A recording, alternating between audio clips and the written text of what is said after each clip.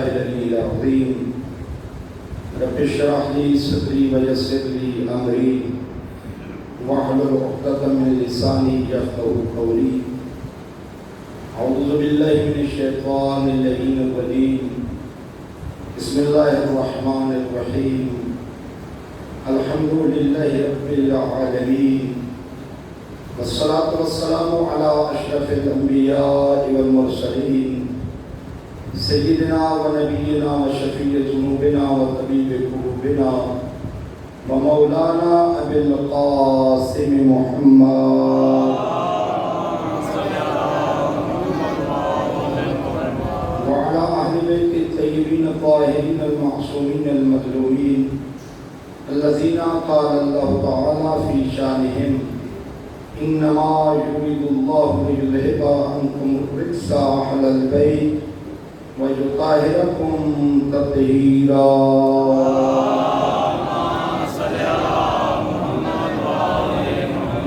ورحمة الله على أحبابهم وصحابهم وشيعتهم ومحبيهم ومواليهم أجمعين ولعنة الله على أعدائهم وقاتليهم وظالميهم ملعونين من يوم ظلمهم إلى أبد الآبدين.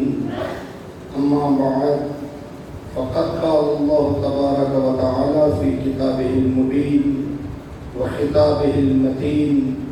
بسم الله الرحمن الرحيم. وجعلناهم أئمة يهدون بأمرنا وأوحينا إليهم فعل الخيرات وإقام الصلاة وإيتاء الزكاة وكانوا لنا عابدين. صلوات بر محمد.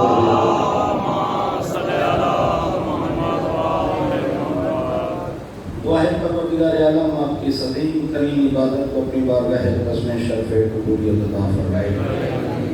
بانیان کی اس صحیح کو مشغول فرمائے. جتنے مومنین و مومنات بیمار ہیں ان کا انہیں صحت کاملہ و عاجلہ عطا فرمائے.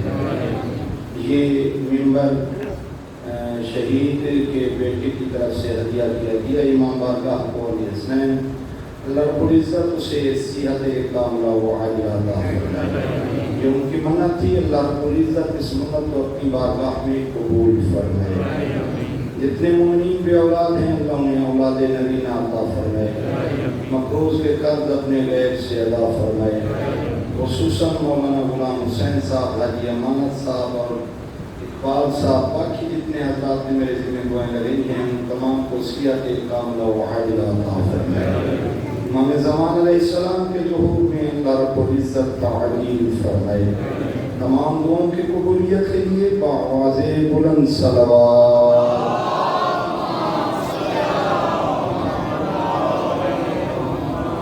سلسلہ گفتگو معرفت امام کے حوالے سے جاری و ساری ہے. اپنی منزلوں کی طرف رواں دواں ہے اور اس منزل پہ ہم پہنچے کہ اللہ فرما رہا ہے کہ امام کائنات میں سب سے آگے ہوتا ہے. پوری کائنات امام کے پیچھے ہے. امام کائنات میں سب سے آگے ہے. لیکن کون سا امام؟ لوگوں کا بنایا ہوا امام نہیں، بلکہ جس کو میں خدا نے امام بنایا. یاد رہے اس کا مطلب کیا ہے کہ امام کائنات سے آگے ہیں. آیا امام چل رہے ہیں اور کائنات بھی امام کے پیچھے چل رہی ہے. آیا امام چل رہے ہیں اور آسمان امام کے پیچھے چل رہا ہے. آیا امام چل رہے ہیں اور زمین امام کے پیچھے چل رہی ہے. میرے دوست، اس کا مطلب یہ نہیں. اس کا مطلب اور مفہوم یہ ہے کہ ہر چیز امام کی اطاعت کر رہی ہے. کائنات کی ہر مخلوق، کائنات کی ہر شے جس کو اللہ رب العزت نے خلق فرمایا وہ امام کی اطاعت کر رہی ہے. علماء نے اس کی دلیل دی کہ ہم کیسے کہہ سکتے ہیں کہ کائنات امام کے پیچھے ہے اور امام کائنات سے آگے ہیں. قرآن مجید کی آیت سے دلیل دی انہوں نے۔ اللہ رب العزت اپنے پاک کلام میں ارشاد فرماتا ہے وَمَا خَلَقْنَا السَّمَاوَاتِ وَالْأَرْضَ وَمَا بَيْنَهُمَا إِلَّا بِالْحَقِّ، کہ کائنات میں آسمان زمین اور آسمان و زمین کے درمیان جتنی چیزیں ہیں ان کو ہم نے حق پہ پیدا کیا۔ توجہ رہے دنوں پر تمہیدی گفتگو ہے۔ ان کو ہم نے حق پر پیدا کیا، یعنی آسمانوں کی تخلیق حق ہے، زمینوں کی تخلیق حق ہے، انسان کی تخلیق حق ہے، جنات کی تخلیق حق ہے۔ حتیٰ کہ تمہاری کوئی سمجھ میں بات آئے یا نہ آئے، یہ دلوں کی روانی تمہاری سمجھ میں نہ آئے، لیکن اللہ کی طرف سے حق ہے۔ یہ بارش کا زیادہ برسنا تمہاری سمجھ میں بے شک نہ آئے، لیکن اللہ کی طرف سے حق ہے۔ یہ زلزلوں کا آنا تمہاری سمجھ میں آئے یا نہ آئے، لیکن اللہ کی طرف سے حق ہے۔ آسمان حق ہے، زمین حق ہے۔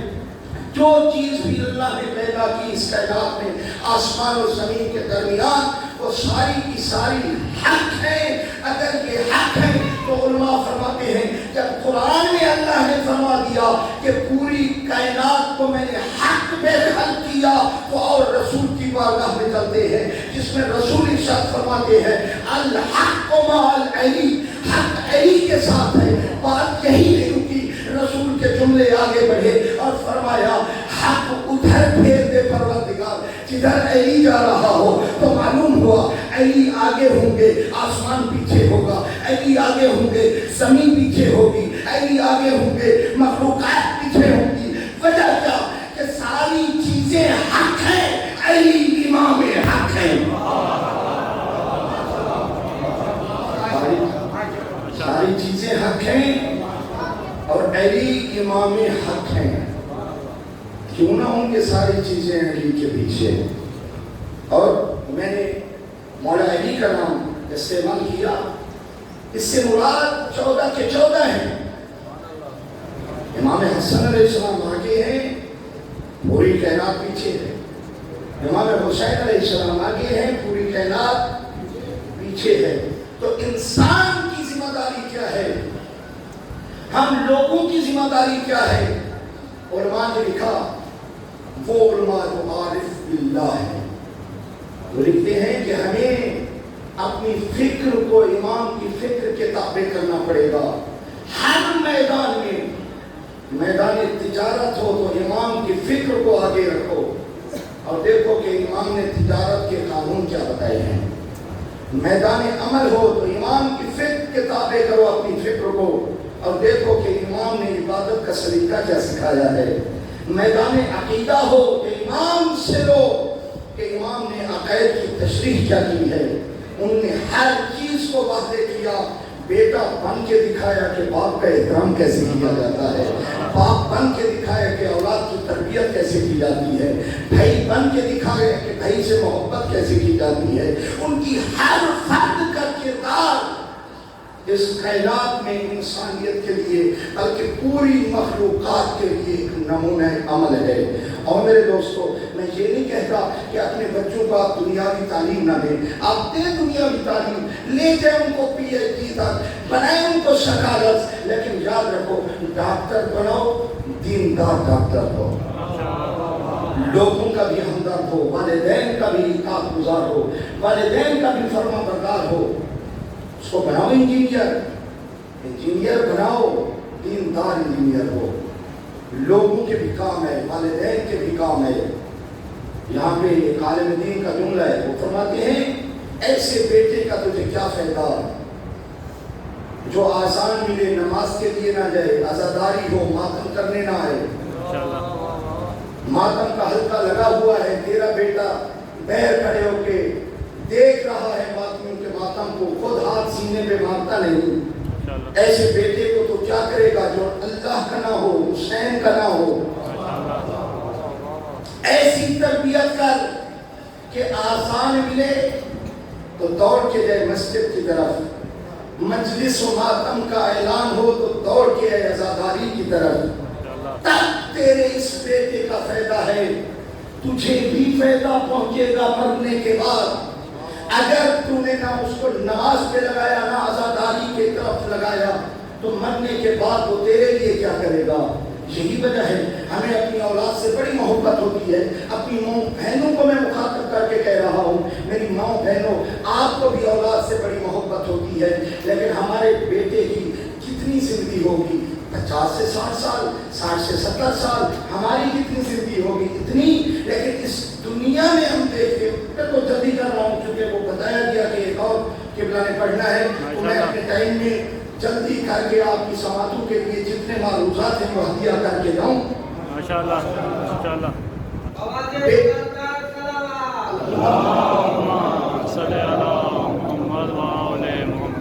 ہم دنیاوی تعلیم کے لیے بیٹے کو ٹیوشن کر کے دیتے ہیں، 4 سوا 4 کا اس کا ٹائم ہے کہ ٹیوشن پڑھنے جانا ہے، نہیں کیا ٹیوشن پڑھنے، والد بھی جلال بن کے سامنے آتا ہے، والدہ بھی جلال بن کے سامنے آ جاتی ہے۔ ہم اتنی مال خرچ کر رہے ہیں، اتنی دولت خرچ کر رہے ہیں، اتنی پیسہ خرچ کر رہے ہیں، اب تم پڑھنے نہیں گیا۔ اور اگر وہی بیٹا نماز فجر کے لیے نہ جاگے، ماشاءاللہ جو ہے ماشاءاللہ، اگر وہی بیٹا نماز فجر کے لیے بیدار نہ ہو، نہ ماں اٹھاتی ہے نہ باپ اٹھاتا ہے، یہ زندگی کتنی ہے؟ 60 سے 70 سال ہیں۔ اگر میں کہوں کہ مجھ سمیت پڑھنے والے سمیت، پہلے اپنا نام ہوں اس لیے کامیاب بھی جلدی ہو جاتی ہیں، مجھ سمیت جتنے مجمع میں لوگ، مائیں بہنیں بھائی برادران بزرگان بیٹھے ہیں، 100 سال کے بعد کوئی بھی نہیں ہوگا۔ میں نے صحیح کہا غلط کہا؟ یہ کون ہے جو آپ نے 100 سال کا بیٹا ہے؟ یہی عمر ہے، سنچری والی وہ دور چلا گیا، بس 50-60 سال۔ اور ایسی فال سے بندہ بولڈ ہوتا ہے کہ ڈاکٹر کو پتہ ہی نہیں چلتا کس بیماری سے مرا۔ تو اس دنیا کے لیے جلال بن کے سامنے آئے، اور نماز کے لیے بیٹا نہیں جاگا، ماں بھی خاموش ہے، والد بھی خاموش ہے، اور مرنے کے بعد پھر موت نہیں۔ بات پہ آپ نے توجہ نہیں کی؟ ایک دفعہ جب انسان مرے گا، اس مرنے کے بعد پھر موت نہیں ہے، ہمیشہ کے لیے زندگی ہے۔ تو اس 60 سالہ زندگی کے لیے اتنی تک دو کہ ٹیوشن نہیں دیا تو جلال بن کے آ گئے، اور جو ہمیشہ کے لیے ہے، جو زندگی ہمیشہ کے لیے ہے، اور میری ماں بہن، میرے برادران، اس اپنے محبت کرنے والے بیٹے کو جہنم کی آگ میں کیسے دیکھو گے؟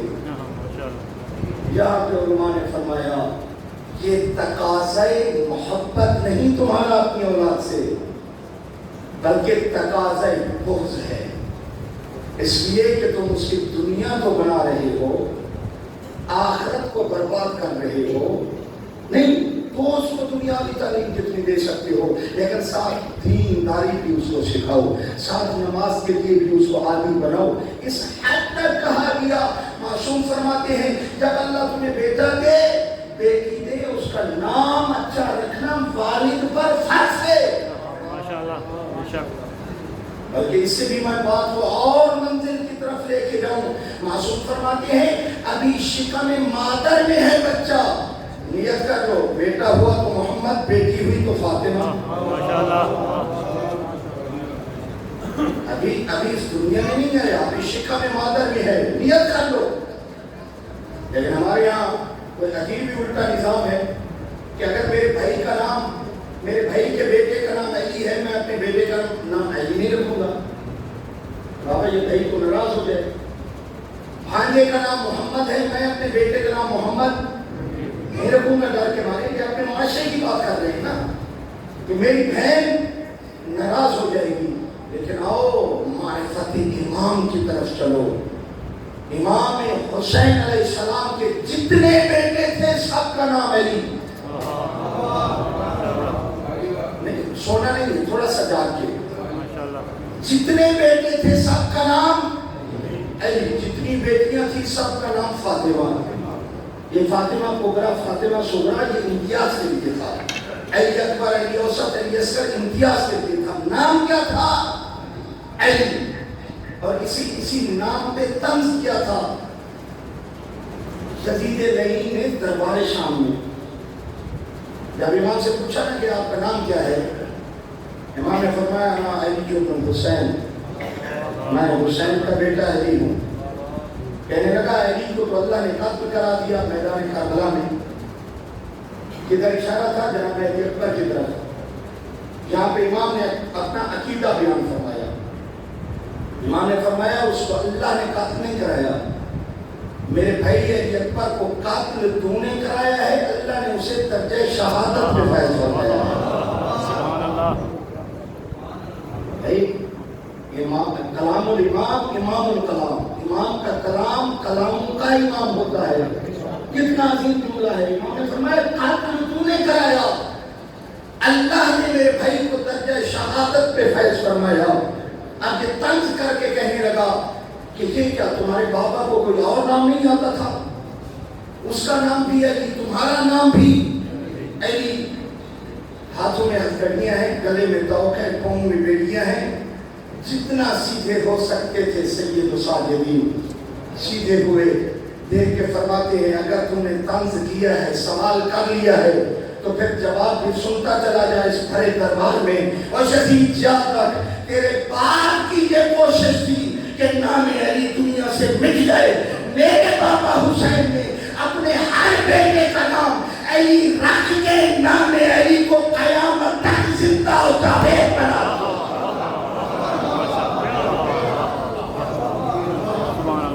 قیامت تک کے لیے زندہ و جاوید بنا دیا۔ میرا نام بھی علی، میرے بھائی کا نام بھی علی۔ محترم ہو اپنے آپ کو معرفت امام کے سائے میں فکر امام کے پیچھے لگانا ہوگا۔ اور فکر امام کیا ہے، ہمیں کہاں سے ملے گی؟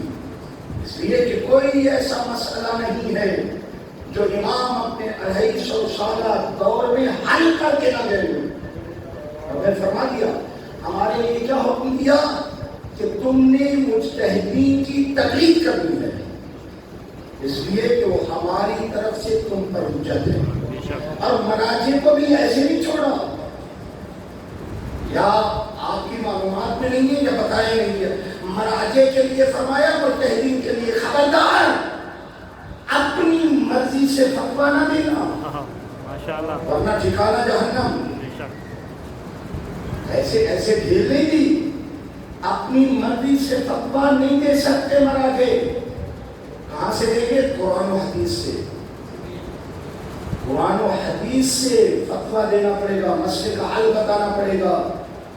مولا آپ تو جا رہی ہیں، ہمارے بارے میں پردے غیبت میں ہیں، یہ دنیا تو ترقی کر رہی ہے، یہ تو دور جدید کی طرف جا رہی ہے، تو اگر کوئی نیا مسئلہ پیش آ جائے تو امام نے فرمایا یہ تمہاری سوچ ہے، ہم 250 سالہ دور میں جو کچھ کر کے جا رہے ہیں ہم اس کے نمائندے ہیں جس کے سامنے کوئی چیز پوشیدہ نہیں۔ ہم وہ بھی جانتے ہیں جو ہو چکا، ہم وہ بھی جانتے ہیں جو ہو رہا ہے، ہم وہ بھی جانتے ہیں جو قیامت تک کے لیے ہوگا۔ ہم ہر چیز کا حل بتا کے جا رہے ہیں۔ اب یہ ایکسپرٹ کی ذمہ داری ہے جو پوری کی پوری احادیث کو پڑھ لیتا ہے، قرآن کا عالم بن جاتا ہے، ہماری سیرت کو سمجھتا ہے، اس کی ذمہ داری ہے کہ وہ ہمارے علوم کی روشنی میں مسئلے کا حل نکال کے عوام کے سامنے پیش کرے۔ وہ بھی ہر بندہ نہیں بن سکتا، وہ بنے گا جو خواہشات نفسانی کی پیروی نہ کرتا ہو، جو واجبات کو ادا کرتا ہو، حرام کاموں سے بچتا ہو۔ ان پر امام نے فرمایا ہم اللہ کی طرف سے حجت ہیں۔ میرے دوست آؤ ذرا دیکھو، یہ فکر امام کے پیچھے لگا۔ میں اپنے خطیب ذاتوں کے لیے یہ جملہ عرض کرتا رہتا ہوں کہ ہمیں بھی وہ چیز پڑھنی چاہیے جو کم از کم تاریخ یا کتب یا روایات میں موجود ہو.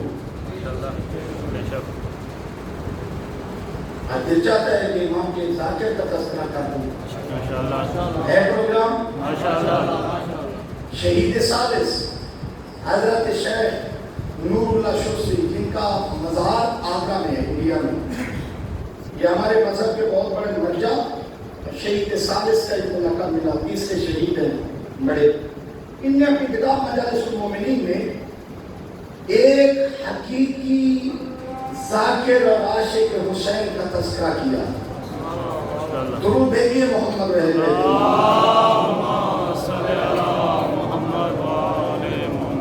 نام سعید ابن جبیر ہے. کوئی اشتہار کی ضرورت نہیں, ممبر کی ضرورت نہیں, مجمع کی ضرورت نہیں, فیس کی ضرورت نہیں. لیکن ان باتوں سے ناراض تو نہیں ہوتے. موٹے لفافے کی ضرورت نہیں, پانی کی ضرورت نہیں, کسی کے بلانے کی ضرورت نہیں. سعید ابن جبیر ایک دن مزدوری کرتے ہیں, ایک دن مجلس کرتے ہیں. کیسے مدینے کے بچوں کو بلاتے ہیں, گلی میں جمع کر لیتے ہیں, کہیں پہ کھڑے ہو جاتے ہیں, جو مزدوری کرتے ہیں ان پیسوں سے نیاز لے آتے ہیں. انجھے ذاکر کا لڑے میں ہیں جو نیاز ہی رہے آمین, مجلسی فریس آمین ہیں. یہ تو سونے تو شوا گئے. نیاز خود لے آتے ہیں, ایک دن مزدوری کرتے ہیں, دوسرے دن شیرینی نیاز لے آتے ہیں. آج ان بچوں میں تقسیم کرتے ہیں حضرت سعید ابن جبیر. اور مجلس کتنی ہے, صرف 5 منٹ کی. دیکھ کے فرماتے ہو بچوں, یاد رکھو اللہ کا ایک نبی تھا جس کا نام محمد تھا. اس محمد کے 2 بیٹے تھے, ایک کا نام حسن, دوسرے کا حسین. بابا یہ دور تھا ظالم ترین بادشاہ حجاج ابن یوسف تھا. وہ اتنا بڑا لعین تھا کہ جب تک وہ روزانہ علی کے چاہنے والوں کا خون نہیں دیکھتا تھا وہ کہتا تھا مجھے نیند نہیں آتی. اتنا ظالم ترین بادشاہ. اس کو خبر ملی کہ سعید ابن جبیر بچوں کو گمراہ کر رہا ہے, ان کے نظریے کے مطابق گمراہ کر رہا ہے. وہ کہتا ہے حسنین محمد کے بیٹے ہیں, فوجوں کو بھیجا, جاؤ گرفتار کرو. گرفتار کر کے لایا گیا حضرت سعید ابن جبیر کو. لیکن یہاں پہ جو جملے میں نے پڑھے نا, یقین کریں وہ جملے پڑھ کے عقیدت اور جذبے میں مزید اضافہ ہوتا ہے. ایک یہ عزاداری جو ہم کر رہے ہیں, دشمن کا خوف نہیں, ایسی ہے نا, ٹھنڈا پانی پی کے بیٹھے ہیں, عزاداری ہو رہی ہے, پنکھے چل رہے ہیں. ایک وہ ذاکر ہے رسیوں میں جکڑا ہوا ہے, ہاتھوں میں ہتھکڑیاں ہیں, پیروں میں بیڑیاں ہیں, دربار میں لایا گیا, سپاہی تلواریں نکال کے کھڑے ہوئے ہیں, درباری سارے حجاج کے بیٹھے ہوئے ہیں. یہ علی کا چاہنے والا اکیلا ہے, لیکن آنکھوں میں خوف نہیں, قدموں میں لرزہ نہیں, بدن میں ناطاقتی نہیں, اس لیے کہ اس کا عقیدہ ہے میرے پیچھے علی وارث موجود ہے. میری پشت کے علوم میں محمد و اہل بیت محمد ہیں. حجاج نے کہا, سعید میں نے سنا ہے کہ بچوں کو گمراہ کر رہا ہے. سعید ابن جبیر دیکھ کے پوچھتے ہیں کیسے؟ حجاج کہنے لگا, تو کہتا ہے حسنین محمد کے بیٹے ہیں. سعید دیکھ کے کہتا ہے کہتا نہیں ہوں, میرا عقیدہ یہی ہے. صرف کہتا نہیں ہوں, میرا عقیدہ یہی ہے. اور اللہ نے حسنین کو محمد کا بیٹا بنایا. کہنے لگا تجھے ثابت کرنا پڑے گا. اگر ثابت کر لیا تو ٹھیک, ثابت نہ کیا تو شیطان سے جدا کروں گا. صحیح دیکھ کے کہتے ہیں تو بتا ثابت قرآن سے کروں یا محمد کے فرمان سے کروں؟ دیکھ کے کہنے لگا قرآن سے ثابت کر, لیکن کچھ شرط ہے. کون سی شرط؟ کہنے لگا حسنین کا محمد کا بیٹا ہونا ثابت کر، آیت تطہیر سے نہیں۔ بابا آج لگتا ہے سوئے ہوئے ہیں۔ ماشاءاللہ حسنین کا محمد کا بیٹا ہونا ثابت کر، لیکن آیت تطہیر سے نہیں، آیت مبارک سے نہیں، سورہ طه کے قصیدے سے نہیں۔ سیدے کے فرماتے ہیں اگر میں سورہ طه کے قصیدے سے ہٹ کر، آیت تطہیر سے ہٹ کر، آیت مبارک سے ہٹ کر حسنین کا محمد کا بیٹا ہونا ثابت کر دوں تو کہنے لگا اگر کر دے تو انعام دوں گا، نہ کر سکا تو سب تن سے جدا کروں گا۔ حضرت سیدے کے فرماتے ہیں بلا حافظوں کو، بلا اپنے درباری قاریوں کو۔ بلایا گیا، قاری ہے، حافظ قرآن ہے۔ حضرت سیدے کے فرماتے ہیں کھولو قرآن مجید کی سورہ انعام، سورہ انعام کی آیت نمبر 84، 85، 86 کو پڑھنا شروع کرو۔ حافظ نے پڑھنا شروع کیا، جب پہنچا ان الفاظ پہ وَمِن ذُرِّيَّتِهِ داؤد وسلیمان وایوب ویوسف وموسیٰ وہارون وکذالک نجزی المحسنین وزکریا ویحییٰ وعیسیٰ۔ جب لفظ عیسیٰ پہ پہنچے حضرت سعید نے کہا خاموش ہو جاؤ، رکھو یہ سر پہ قرآن اور ایمان سے بتانا کہ یہ کن کا تذکرہ ہو رہا ہے، یہ ابراہیم کے بیٹوں کا تذکرہ ہو رہا ہے۔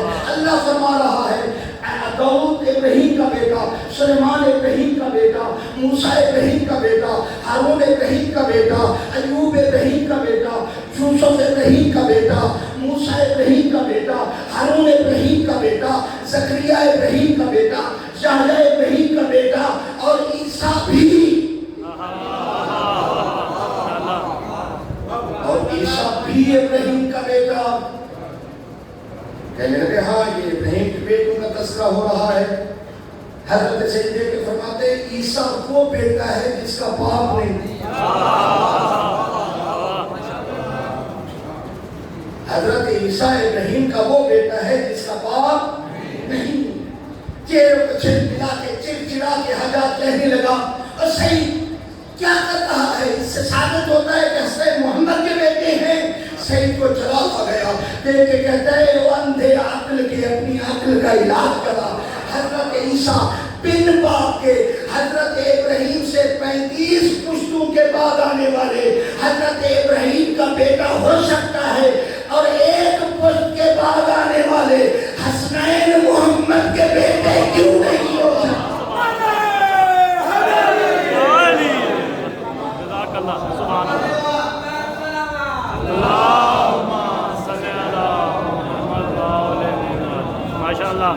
شکر جہاں پہ میرے جملے میں نہیں، اس حقیقی ذاکر کے جملے میں۔ بھائی اللہ ہمیں تو طالب علم شمار فرمانے بڑی سعادت ہے، اور یہ آپ کی دعاؤں کا نتیجہ ہے، یقین کریں کوئی کمال نہیں۔ یہ تو علماء کی محنت ہے، وہ جملے نکالتے ہیں، ہم پڑھ کے آپ کی خدمت میں ہدیہ کر دیتے ہیں۔ اب چپ ہو بھی آ جائے، حضرت سعید نے کہا انعام نکال۔ تو نے وعدہ کیا تھا اگر میں نے ثابت کر دیا قرآن سے انعام لوں گا، انعام نکال۔ انعام ملا اور لیا۔ جتنا بڑا ظالم تھا حجاج سے انعام لیا، سونے کے سکے، روایات حضرت شیخ سالس نے لکھا سونے کے سکے ملے۔ اچھا یہ سونے کے سکے گھر لے جاتا تو جائز تھا یا نہیں تھا؟ جائز تھا نا۔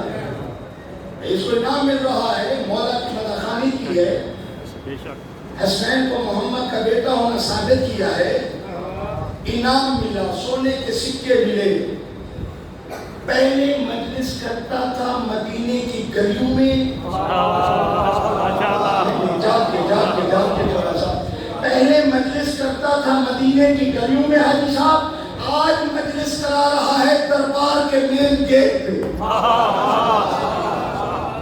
بچے ہو گئے اکٹھے، دیکھ کے فرماتے ہیں حضرت سے بیٹھ جاؤ آج دربار کے گیٹ پر، آج ادھر ہی حسین کی مجلس ہوگی۔ بچوں کو بٹھا دیا، پھر فرمایا او بچوں آج میں نے قرآن سے ثابت کر دیا ہے کہ حسنین محمد کے بیٹے ہیں، حسنین محمد کے بیٹے ہیں، میں نے درباریوں سے منوا لیا ہے۔ بچے جب مجلس سن کے ہوئے فارغ، پہلے ہی بانٹتا تھا نیاز میں شیرینی، آج بانٹ رہا ہے سونے کے سکے، آج بانٹ رہا ہے سونے کے سکے۔ بچے حیران ہو گئے، اور چچا سعید پہلے تو شیرینی بانٹتا تھا، آج سونے کے سکے دے رہا ہے۔ سعید دیکھ کے کہتا ہے پہلے جو دیتا تھا وہ میرا ذاتی مال ہوتا تھا، آج جو تقسیم کر رہا ہوں یہ ذاتی مال نہیں، حاضر ہی صدقۃ الحسنین کہ محمد کے بیٹوں کا صدقہ تقسیم کر رہا ہوں، یہ محمد کے بیٹوں کا صدقہ تقسیم کر رہا ہوں۔ پہلے جو بانٹتا تھا وہ ذاتی مال ہوتا تھا، یہ حسنین کا صدقہ ہے جو تمہیں دے رہا ہوں۔ محترم آؤ ذرا دیکھو حقیقی ذاکر کیوں کہا یہ جملہ؟ ہمیں بھی اس کی سیرت کو اپنانا ہوگا۔ میں اپنی پڑھنے والوں کی بات کر رہا ہوں، خلوص کے ساتھ، بغیر کسی لالچ کے، حتیٰ کہ داد کا بھی لالچ نہیں ہونا چاہیے۔ یہ تو ویسے میں آپ کو کہہ جاتا ہوں نا، تھوڑا سا جاگ کے بیٹھیں، تاکہ جاگ کے بیٹھیں یہ تو میری بات آپ کے ذہن میں سنائے گی۔ جگہ حقیقی ذات ہے، اور بانی بھی خلوص دل کے ساتھ مجلس کرائے، سننے والے بھی خلوص کے ساتھ مجلس سنیں۔ اور جب آپ مجلس سن کے یہاں سے اٹھیں تو کم از کم یہ کہنے کے قابل ہوں کہ مولا آپ ہم پر راضی تو ہیں؟ درود میرے لیے محمد مولا آپ ہم پر راضی تو ہیں؟ یہ کہاں سے میں نے جملہ لیا؟ جو تیرا تیر کھا کر پوچھ رہا تھا حضرت سعید، تیرا تیر کھا کے پوچھ رہا تھا مولا آپ راضی تو ہیں؟ میں نے حق وفا ادا کیا۔ ہمیں بھی پوچھنا چاہیے مولا آپ کی مجلس میں شرکت کی، آپ راضی ہو جائیں۔ پڑھنے والے کو کہنا چاہیے مولا آپ راضی ہو جائیں، مجلس کرانے والے کو کہنا چاہیے مولا آپ راضی ہو جائیں، اس لیے کہ جب امام راضی ہو جائیں گے تو پھر ثواب میں کوئی شک نہیں ہے، عبادت میں کوئی شک نہیں ہے۔ یاد رکھیے گا ریاکاری چاہے وہ نماز میں ہو، چاہے مجلس پڑھنے میں ہو، مجلس سننے میں ہو، مجلس کروانے میں ہو، کسی عبادت میں ریاکاری ہو وہ عبادت شبہ نہیں ہے۔ اور میں جملہ کہا کرتا ہوں کہ ہم اس مجالس میں ریاکاری کو کیوں لے کر آئے؟ یہ مجلس ان کی ہے کہ جن نے اپنے جوان بیٹے قربان کیے، شیرخوار بچے قربان کیے۔ میں روایت پڑھ رہا تھا کہ امام جب دیکھتے تھے نا کہ کس مجاہد کو زیادہ پیاس لگی ہے اس کو پہلے میدان جان میں دیکھتے تھے، لیکن جب میں دیکھتا ہوں کہ جناب یسر کو سب سے آخر میں لے کے گئے، پتہ نہیں کتنا بڑا شجاع تھا یسر، کتنا بڑا بہادر تھا کہ جناب یسر سے پہلے بھیجا ہے، بلکہ تمام بنو ہاشم سے پہلے حضرت علی اکبر کو، اور فرمایا تقدم یا والدی، بیٹا آگے بڑھو۔ ایک روایت محبت کے حوالے سے جناب ام لیلہ روایت کرتی ہیں کہ آدھی رات کا وقت ہوتا، میں علی اکبر کو جھولے میں سلا دیتی، آدھی رات کے وقت دیکھتی تھی جھولے پہ کوئی جھکا ہوا ہے، میں پوچھتی کون ہے اس رات کے وقت میرے اکبر کے جھولے پہ جھکنے والا؟ آواز آتی تھی لیلا آہستہ بولو میں حسین۔ مولا کیا کر رہے ہیں؟ لیلا کیا کروں، اکبر کی محبت مجھے سونے نہیں دیتی، علی اکبر کی محبت میں مجھے نیند نہیں آتی۔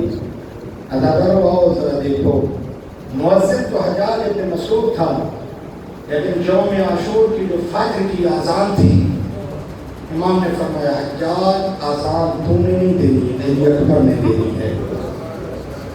جناب علی اکبر نے آزان دی ہوگی.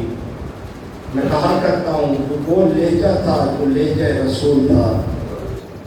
اس آزان کو علی کی بیٹیوں نے خیمے میں سنا ہوگا. یقیناً نانا کی یاد آئی ہوگی. جب علی اکبر ہے نا بابا مجھے اجازت, امام نے فرمایا جاؤ خیمے میں مستورات سے ودا کرو. علامہ علی کی نقل کے جملے ہیں, فرماتے ہیں جب علی اکبر خیمے کے اندر آئے, یہ کربلا کے وحید شہید ہیں جن کی زندگی میں جن پر ماتم کیا گیا. مستورات نے ہلکا بنایا, بیٹیوں نے ہلکا بنایا, ماتم شروع کیا. اور کوئی بیوی کہتی تھی واہ محمدہ, کوئی کہتی تھی واہ علیہ اجرکم اللہ دادارو, کوئی کہتی تھی واہ حسنہ. بیویاں بین کر رہی ہے. اور کچھ بیویاں یہ بھی کہتی تھی علی اکبر ہماری غربت پہ رحم کرو, ہمیں کس کے آسے چھوڑ کے جا رہے ہو. بس ادادارو علی اکبر نے اجازت لی. خیمے کا پردہ کئی مرتبہ اٹھا, کئی مرتبہ گرا. علی اکبر نکلنا چاہتے ہیں لیکن کوئی بیویاں ہیں جو دامن سے پکڑ لیتی ہیں. کبھی علی اکبر کے سینے کا بوسہ لیتی ہے ماں, کبھی بہن سکینہ آگے بڑھتی ہے اور کہتی ہے علی اکبر اس 4 سالہ بہن کو کس کے آسرے چھوڑ کے جا رہے ہو. بس زیادہ وہ بڑی مشکل سے اجازت چاہیے اور خیمے سے باہر آئے. گھوڑے پہ سوار ہوئے, گھوڑے کو ایڑ لگے. چند قدم کے فاصلے پہ گھوڑا چلا. یا علی اکبر کو آہٹ محسوس ہوئی, کانوں میں آواز محسوس ہوئی کہ میرے پیچھے کوئی زمین پہ گر گیا ہے. اجرکم اللہ دادارو. جب مڑ کے دیکھا نا, کیا دیکھا, آقا حسین گرے ہوئے ہیں. گھوڑے کی سین کو چھوڑا, جلدی سے اپنے بابا کو اٹھا کے سینے سے لگایا. بابا گھوڑا تیز دوڑتا ہے, آپ یہیں پہ رک کے میری جنگ کے جوہر دیکھیں, میری شجاعت کے جوہر دیکھیں. امام نے فرمایا علی اکبر میں رک جاتا ہوں لیکن ایک وعدہ کرنا پڑے گا بیٹا. کون سا وعدہ بابا جان؟ دیکھ کے فرماتے ہیں علی اکبر جب تک تم میدان میں جائے بیٹا مڑ مڑ کے پیچھے دیکھتے رہنا, میں تیرے چہرے کی زیارت کرتا رہوں گا. اور تو میرے نانا کی شبیہ ہے, تو اللہ کے رسول کی شبیہ ہے. جناب علی اکبر گھوڑے پہ سوار ہوئے, اے میدان میں آ کر 120 ملونوں کو فٹار کیا. ادھر امام خیمے کے اندر آئے اور آ کے کہا بہن زینب ام لیلا کہاں ہے؟ خیمے کے اندر ہے بھیا, خیمے کے اندر ہے. فرماتے ہیں ام لیلا مصلی عبادت پہ جا کر دعا کرو کہ علی اکبر ایک مرتبہ زندہ واپس آ جائے, اکبر ایک مرتبہ مجھے زندہ مل جائے. بس جناب لیلا نے دعا کی اور واسطہ دیا, پروردگار اے یعقوب کو یوسف سے ملانے والے بڑا, ایک مرتبہ علی اکبر کو زندہ پلٹا دے. بس ماں کی دعا تھی, اللہ نے قبول کر لی. جناب علی اکبر واپس آئے لیکن واپس آ کر سوال کر لیا بابا سے, بابا بہت پیاس لگی ہے, لوہے کے بوجھ تھکا دیا ہے, پیاس کی شدت بڑھ چکی ہے, بابا ہو سکے تو ایک گھونٹ پانی کا مل جائے. اداکاروں لوگ کا ایک جملہ کہنے کی اجازت دیجیے. ایک جنگ تھی, جناب محمد حنفیہ جنگ کر کے آئے, بیٹھے تھے. مولا علی کی نظر پڑی, دیکھا کہ میرا بچہ پیاسا ہے, دیکھا کہ محمد پیاسا ہے. مولا علی نے مشکیزہ خود اٹھایا, گئے محمد کے قریب, جا کے فرمایا محمد اپنے ہاتھ آگے بڑھاؤ, بیٹا مجھے لگ رہا ہے تجھے پیاس لگی ہے, پانی پی لو. میں ہاتھ جوڑ کے کہوں گا مولا علی نجف اتنا دور تو نہیں ہے, نجف اتنا دور تو نہیں ہے. مولا تو کائنات کا مشکل کشا ہے, آج یہ بھی تو تیرا بیٹا ہے کربلا میں جو ایک گھونٹ پانی کا سوال کر رہا ہے, لیکن مولا حسین کے پاس پانی کہاں سے آئے؟ بس دیکھ کے فرماتے ہیں بیٹا اپنی صبح میری صبح میں رکھو, میری صبح پہ رکھو. علی اکبر نے صبح رکھی, جلدی سے نکال لی, یہ کہہ کر کہ بابا آپ تو مجھ سے زیادہ پیاسے ہیں, آپ تو مجھ سے زیادہ پیاسے ہیں. بس امام نے اپنی انگوٹھی رکھی, اپنے بیٹے کے منہ میں رکھی, انگوٹھی مٹھی رکھ کے فرمایا جاؤ علی اکبر تیرے جد علی تیرا کوثر لے کے انتظار کر رہی ہے، تیری دادی زہرا تیرا انتظار کر رہی ہے۔ بس جناب علی اکبر چلے، دوسرے حملے میں آ کر 80 ملعونوں کو فنار کیا کہ ایک ظالم نے پیچھے سے آ کے وار کیا، بچی کا پھل سینے میں توڑا۔ جناب علی اکبر گھوڑے پہ سنبھل نہ سکے اور آواز دی وعلیکم السلام یا ابا عبداللہ۔ علماء مقاتل لکھتے ہیں کہ جو شہید بھی گرتا تھا وہ حسین کو مدد کے لیے بلاتا تھا، لیکن علی اکبر نے مدد کے لیے نہیں بلایا بلکہ آخری سلام اپنے بابا کو کیا۔ وجہ لکھی، سبب لکھا کہ اس کی وجہ سے تھی کہ علی اکبر جانتے تھے میں 18 سال کا قریب جوان ہوں، میرا بابا ضعیف ہے، میرا بابا میرا لاشا کیسے اٹھائے گا، لیکن بابا کی فکر تھی، محبت تھی۔ حسین نے جب سنا سلام تو دوڑتے ہوئے گئے میدان کی طرف، جب چلنے کی طاقت ختم ہو گئی تو زمین پہ گر پڑے، میدان کربلا میں گرے اور پھر زانو بزانو ہو کے گئے اور ایک آواز دے رہے ہیں ولدی ولدی یا علی، علی اکبر مجھے آواز تو مجھے کچھ نظر نہیں آ رہا، علی اکبر مجھے پکارو مجھے کچھ نظر نہیں آ رہا۔ سزادارو امام پہنچے اپنے بیٹے کے پاس، حالت کیا ہے؟ علی اکبر نے اپنا ہاتھ سینے پہ رکھا ہوا ہے، بیٹا کیا ہوا؟ کہاں بچی کا پھن ٹوٹا ہوا ہے۔ ایک مرتبہ علماء فرماتے ہیں امام نے اپنا بایاں ہاتھ زمین کربلا پہ رکھا، دایاں ہاتھ ٹوٹے ہوئے پھل میں ڈالا اور آواز دی ہوگی دادا ابراہیم آ دیکھ میں نے آنکھوں پہ پٹی نہیں باندھی، آ دیکھ میں نے اکبر کے ہاتھ نہیں باندھے۔ سزادارو پھل نکالا، علی اکبر نے ایڑیاں رگڑ رگڑ کے جان دے دی۔ ایک مرتبہ بھی دل نہ بھرا حسین کا، پھر کیا کیا؟ وَعَلَىٰ خَدَّهُ وَلَا خَدَّهُ، جھکتے جھکتے جھکتے علی اکبر کے چہرے کے ساتھ جھک گئے، اپنا رخسار علی اکبر کے رخسارے پہ رکھا اور ایک بیان کیا یا بنیا الگ دنیا بارک لفا، وہ میرے جوان بیٹے تیرے بعد اس دنیا پہ خاک ہے، جینے پہ دل نہیں کرے گا۔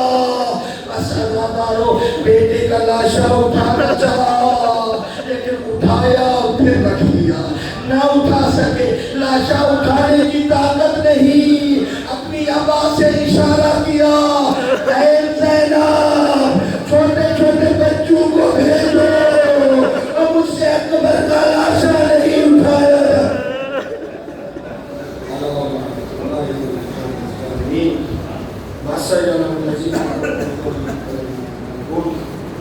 صلی اللہ